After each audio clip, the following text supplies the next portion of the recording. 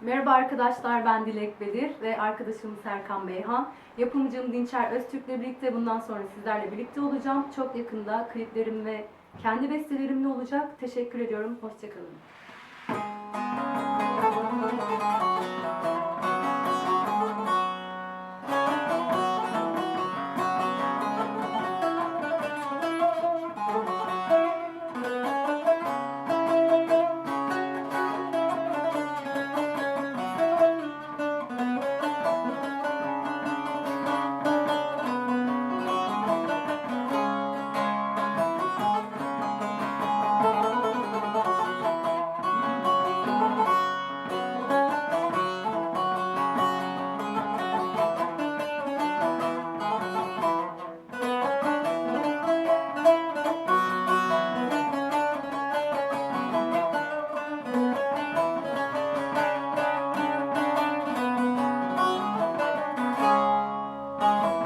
Kaybettim senle umutlarımı, harcadım bitti yarınlarımı.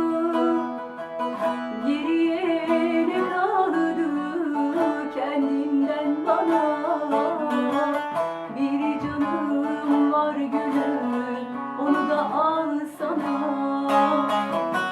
Kaybettim senle umutlarımı, harcadım bitti yarınlarımı.